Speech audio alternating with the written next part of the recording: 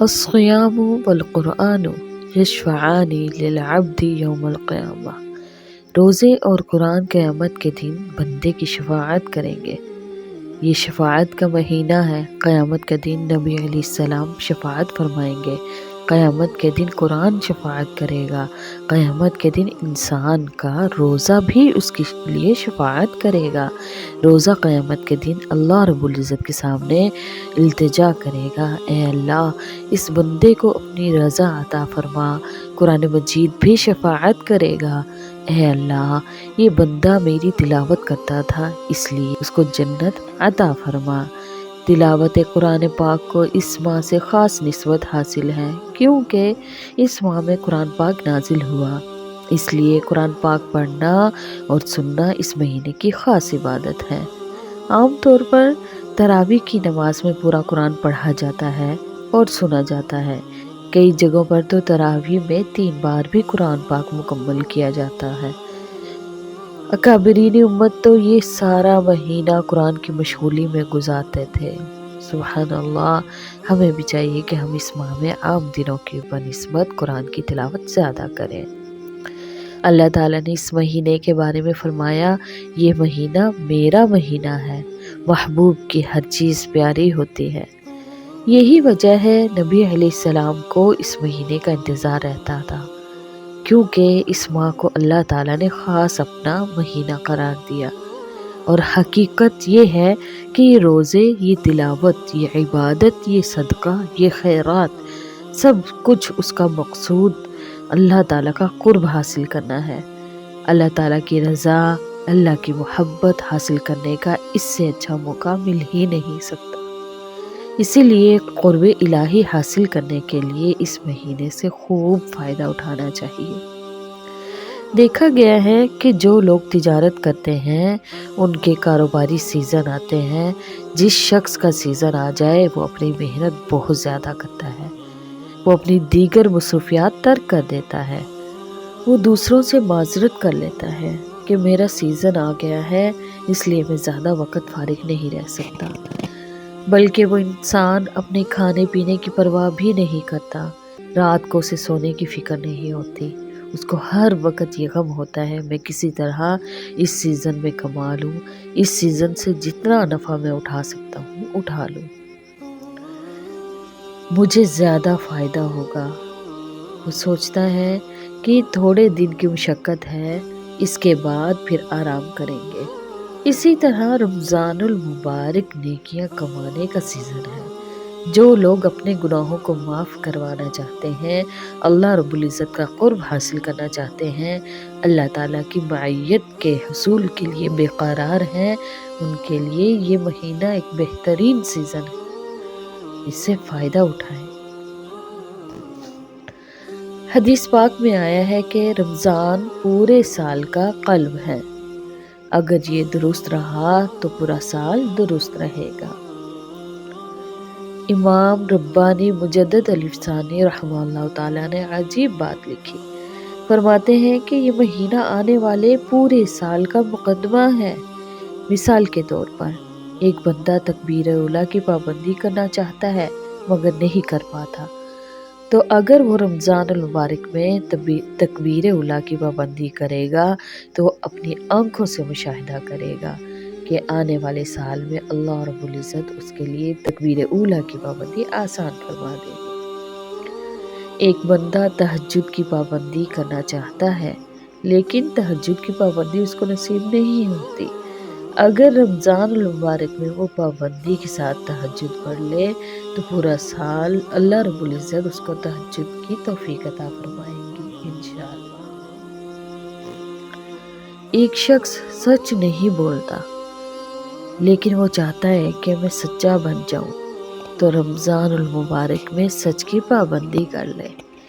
کوئی نوجوان اپنی آنکھوں پر قابو پانا چاہتا ہے، اپنی نگاہ کی حفاظت کرنا چاہتا ہے لیکن نہیں کر پاتا، تو وہ صرف رمضان المبارک میں پابندی کر لے تو پورا سال اللہ رب العزت اس کی مدد فرمائیں گے۔ اللہ اکبر کبیرہ۔ جس طرح ہم رمضان المبارک کا نمونہ گزاریں گے، آنے والا ہمارا سال اسی پیٹرن پر گزرے گا۔ ہم نے اس کا کئی سال مشاہدہ کیا۔ جتنے اہتمام کے ساتھ بندہ رمضان کا مہینہ گزار لیتا ہے، آنے والے سال میں اللہ رب العزت کی طرف سے توفیق اس کے ساتھ شامل حال ہوتی ہے۔ اسی لیے اس مہینے کو بہت زیادہ عبادت میں گزارنے سے آئندہ پورے سال عبادت کی توفیق نصیب ہوتی ہے۔ پورا رمضان المبارک باقاعدگی سے تلاوت کرنا چاہیے۔ اللہ تعالیٰ آنے والے سال میں باقاعدگی سے تلاوت کرنے کی توفیق عطا فرمائے۔ رمضان المبارک کا مہینہ عجیب برکات کے نزول کا مہینہ ہے۔ یوں لگتا ہے کہ برکات کے دروازے کھول دیے جاتے ہیں۔ حدیث پاک میں آتا ہے کہ رمضان المبارک کے آنے سے پہلے جنت کو خوشبوؤں کی دھولی دی جاتی ہے۔ جیسے ہم کسی خاص مہمان کے آنے پر کمرے کو صاف کرتے ہیں، اسے سجاتے ہیں، روم فریشنر چھڑکتے ہیں تاکہ ماحول خوشگوار ہو جائے۔ ایسے ہی لگتا ہے کہ جنت میں بھی ایسے ہی جنتیوں کے اکرام میں خوشبوؤں کی دھولی دی جاتی ہے۔ جنت کو ایمان والوں کے لیے سجایا جاتا ہے۔ جب پہلی رمضان کا وقت آتا ہے تو اللہ رب العزت جنت کے دروازوں کو کھول دیتے ہیں۔ فرشتوں کو فرماتے ہیں کہ آج کے دن جنت کے دروازے ایمان والوں کے لیے کھول دیے گئے ہیں۔ گویا ایمان والوں کے لیے جنت اس طرح سجائی جاتی ہے جس سے دلہا کی خاطر دلہن کو سجایا جاتا ہے۔ سبحان اللہ۔ رمضان المبارک ایمان والوں کے لیے بہار کا مہینہ ہوتا ہے۔ جس طرح بہار کے مہینے میں ہر طرف خوشبو ہوا کرتی ہے، درخت ہرے بھرے ہوتے ہیں، پھول کھلے ہوئے ہوتے ہیں، باغوں میں جائیں تو فضا مہکی مہکی محسوس ہوتی ہے۔ کیوں؟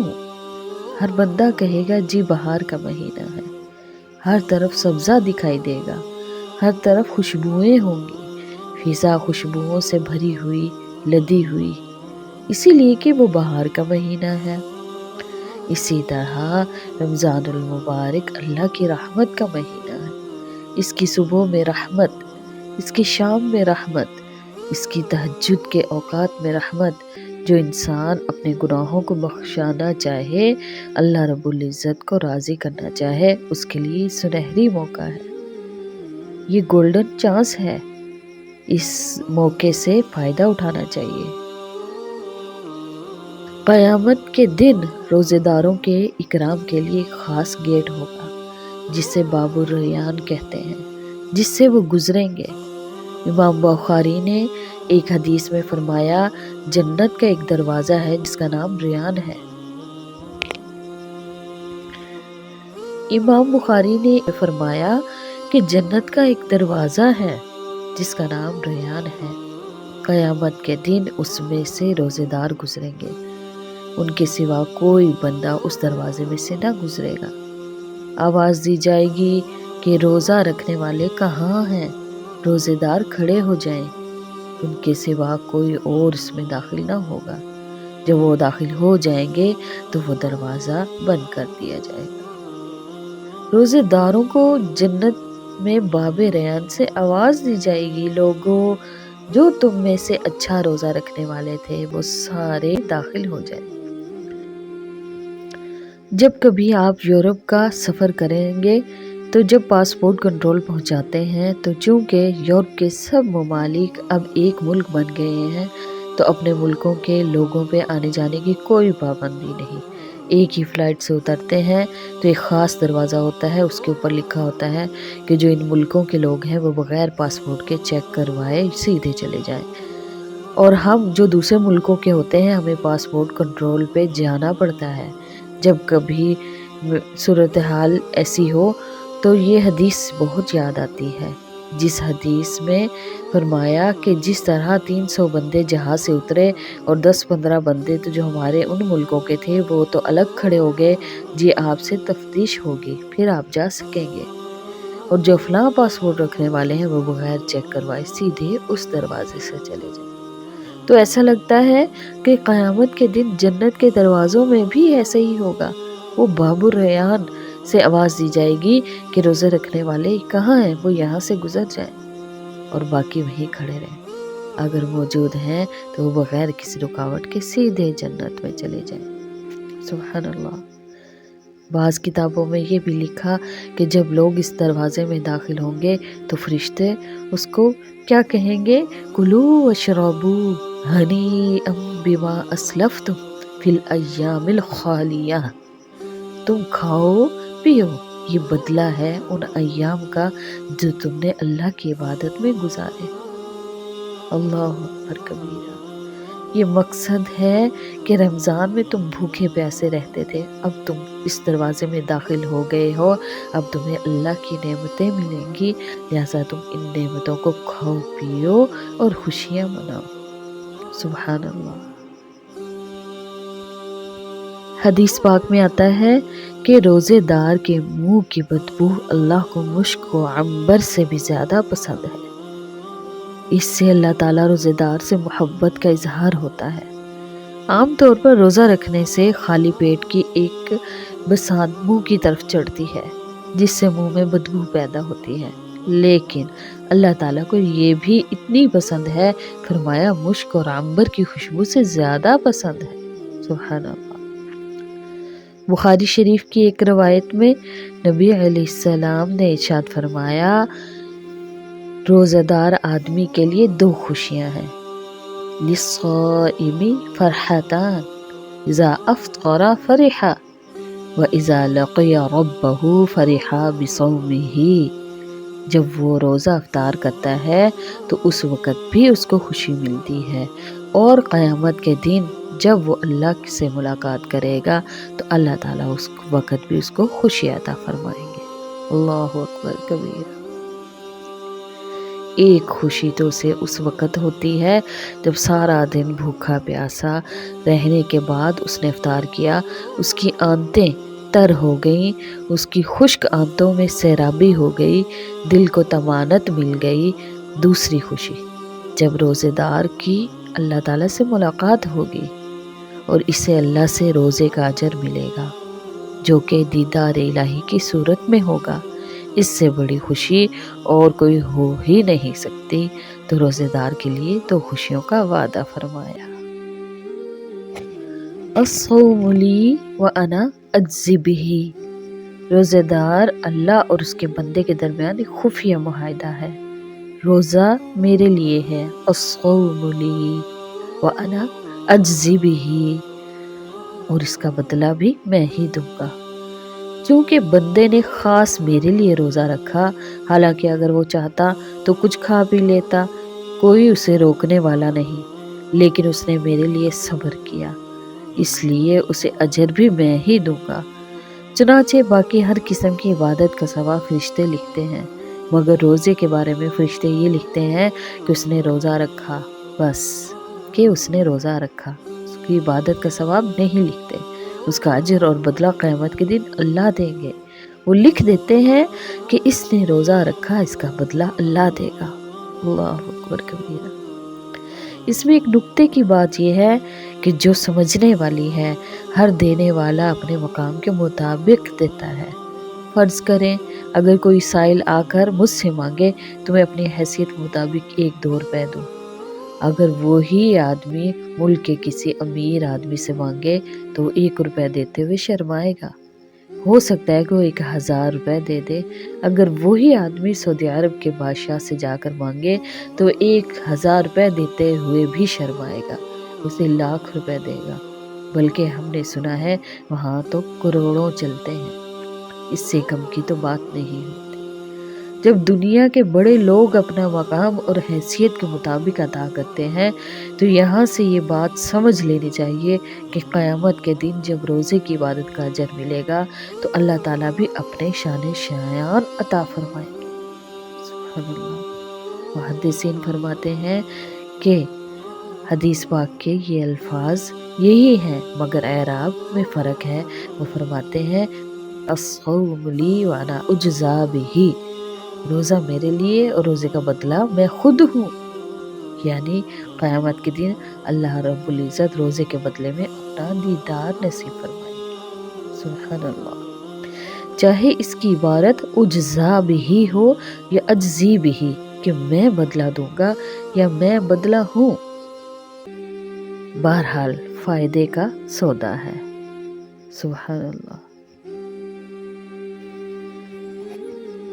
علیک بالصوم فإنہ لا مثل لہ، تمہارے اوپر روزہ لازم ہے کیونکہ اس کی مثل کوئی نہیں، بے مثال بے ریا عبادت ہے۔ لہٰذا روزے کے بارے میں دو باتیں ذہن نشیں کر لینی چاہیے، ایک تو یہ کہ یہ ایک بے مثال عبادت ہے، اور دوسری یہ کہ یہ ایک بے ریا عبادت ہے۔ روزے میں ریا ہوتی ہی نہیں۔ آپ پوچھیں گے وہ کیسے؟ وہ اس طرح کہ روزے دار آدمی جب وضو کرتا ہے تو اس وقت کلی کرنے کے لیے منہ میں پانی ڈالتا ہے۔ اب اگر وہ آدھا پانی اپنے اندر لے جائے اور آدھا باہر نکال دے تو کسی کو پتہ نہ چلے۔ پیاس ہونے کے باوجود جب وہ منہ میں گئے ہوئے پانی کو نکال دیتا ہے تو اس کا مطلب یہ ہوتا ہے کہ وہ اللہ رب العزت کے لیے روزہ رکھا ہوتا ہے، ورنہ مخلوق کو کیا پتا کہ اس کے لیے روزہ ہے، اس لیے اس میں ریا نہیں۔ چونکہ روزے میں ریا نہیں ہوتی، اسی لیے اللہ رب العزت نے ارشاد فرمایا اس کا بدلہ بھی میں خود ہوں یا میں خود دوں گا۔ حدیث پاک میں آیا ہے الصوم جنہ، روزہ ڈھال ہے۔ ڈھال کس چیز کی ڈھال ہے؟ تین چیزوں کی ڈھال، نفس کی، شیطان کی، مکر و فریب سے ڈھال ہے۔ لہٰذا جس انسان کو خواہشات نفسانیہ تنگ کرے، روزہ اس کے لیے بہترین علاج ہے۔ جو وساوس میں ہر وقت گرفتار ہو وہ ذرا بھوکا رہ کر دیکھے، جوانی کا نشہ ختم ہوگا۔ دنیاوی پریشانی اور مصائب سے ڈھال ہے، اسی لیے جو انسان کثرت کے ساتھ روزہ رکھے اللہ رب العزت اس کو دنیا کے مصائب سے محفوظ فرماتے ہیں۔ نمبر 3، قیامت کے دن دوزخ کی آگ سے ڈھال ہوگا، یعنی الصوم جنہ۔ اس حدیث سے معلوم ہوا کہ روزہ کس کے لیے ڈھال ہے؟ نفس کے لیے ڈھال ہے، شیطان کے لیے ڈھال ہے، دنیاوی مصائب اور مصیبتوں کے لیے ڈھال ہے، اور آخر میں قیامت کے دن کیسے ڈھال بنے گا کہ قیامت میں ہمیں آگ سے بچائے گا، ہمارے لیے ڈھال بن جائے گا۔ یہ مہینہ برکات کا مہینہ ہے، اللہ رب العزت کی رحمت اور مغفرت کا مہینہ ہے۔ اللہ رب العزت کی رحمت اور مغفرت کا مہینہ ہے۔ حدیث پاک میں کیا فرمایا؟ اولھا رحمہ، اس کا پہلا عشرہ، پہلے 10 دن رحمت کے ہیں، اوسطھا مغفرہ، اور درمیانی 10 دن مغفرت کے ہیں، وآخرھا عتق من النار، اور آخر کے 10 دن آگ سے آزادی، جہنم سے آزادی کے ہیں۔ اللہ اکبر کبیرہ۔ ہر چیز کا ایک سیزن ہوتا ہے، پھلوں کا سیزن، جیسے گرمیوں میں انگور، تربوز، سردیوں میں میوے، بہرحال ہر چیز کا سیزن ہے۔ یوں لگتا ہے کہ رمضان المبارک مغفرت کا سیزن ہے۔ جب کسی چیز کا سیزن ہوتا ہے تو پھر وہ چیز کم قیمت میں آسانی سے مل جاتی ہے۔ سیزن جو ہے، لوگ کہتے ہیں سیزن میں گندم خریدنا چاہیے تو 400 روپے کمی میں مل جاتی ہے، جب سیزن گزر گیا تو وہی 800 روپے کی زیادتی سے ملتی ہے۔ معلوم ہوا سیزن میں چیز خریدنا آسان ہے۔ بالکل اسی طرح رمضان المبارک میں جنت کی ڈیل کرنی چاہیے، کیونکہ یہ سیزن ہے جنت کمانے کا۔ ویسے تو آج کل بڑے شہروں میں سیل لگتی ہے، میگا سیل، لوٹ سیل، پتہ نہیں کیا کیا، کپڑے کی سیل، جوتے کی سیل، فلاں کی سیل۔ جب کسی چیز کی سیل لگتی ہے تو معمولی قیمت میں بڑی اچھی چیز مل جاتی ہے، کیونکہ سیل جو ہوتی ہے، قرآن و حدیث پر اگر غور کیا جائے تو یوں محسوس ہوتا ہے کہ اللہ رب العزت رمضان المبارک میں جنت کی سیل لگاتے ہیں، تو پھر انسان کیوں نہ فائدہ اٹھائے، کیوں نہ جنت کمائے۔ حالانکہ اللہ رب العزت خود فرماتے ہیں اللہ یدعو الی دار السلام، اللہ تعالیٰ تمہیں سلامتی والے گھر کی طرف بلاتا ہے، تو ہم کیوں نہ اس سے اس کی رحمتوں کو مانگے۔ اللہم انا نسألک الجنۃ ونعوذ بک من النار، اے اللہ ہم آپ سے جنت مانگتے ہیں اور جہنم سے پناہ چاہتے ہیں۔ آمین یا رب العالمین۔